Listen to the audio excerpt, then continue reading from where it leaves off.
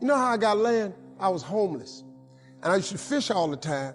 I wasn't fishing playing. I was fishing catching fish because I drive to a rest area because I kept charcoal in my trunk. And when I got to them little grills on the side of the rest area, I'd take my charcoal and I'd fry my fish. But I was always fishing somewhere illegally because I ain't own no lake or nothing. And I catch a string of bass, probably get 6, 7 on there. Hey, what are you doing over here? Get away, get out of here. I pull my string up. Hey, them fish don't belong to you. Let them fish go. I got to take all them fish off the hook and throw it back in the water. He didn't know, man, that I'm trying to eat, but I can't break no law, so I got to go on about my business. So first thing I said, I told God, I said, when I get me some money, I'm going to buy me a piece of land. Because I just want a piece of land where can't nobody run me off. I just want something I can stand on. This here piece belonged to me. So this how I did it. I was reading something one day, and I said, man, how much land is on earth? So I looked it up.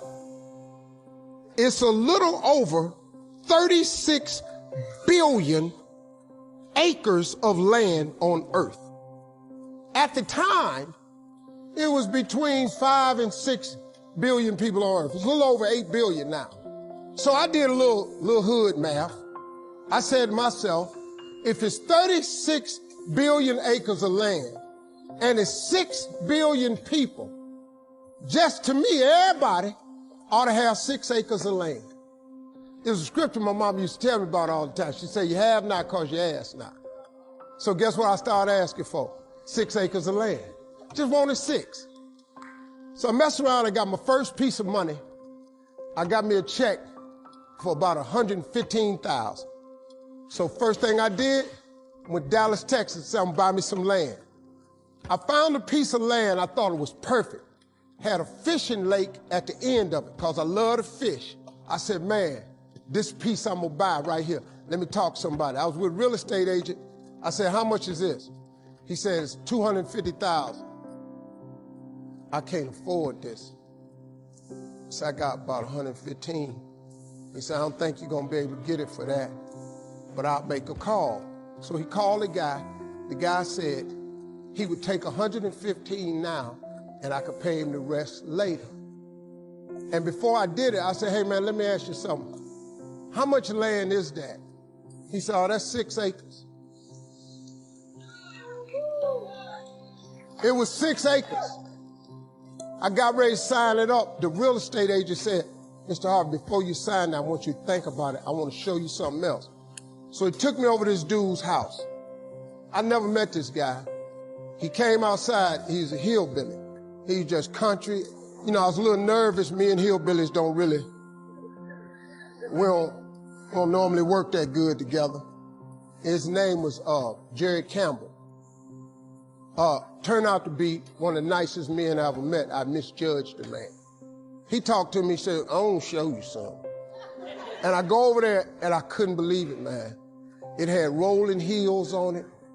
It had 4 lakes on it, fishing ponds. I said, man, look at this right here. How many acres is this, man?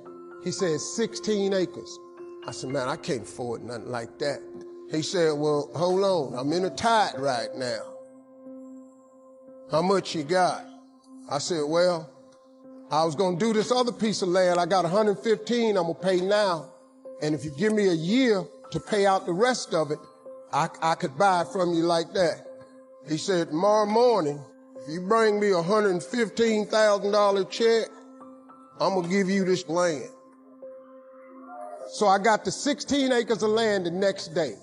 So I said, wow, that's how it worked. You have not because you ask not. I asked for 6. Soon as I was going to buy the 6, he put some grace on it. Next thing you know, I got 16 for the same money. So I got to thinking. I got a couple partners in Cleveland that's locked up. They not getting out of prison. So I asked God, could I have a 6?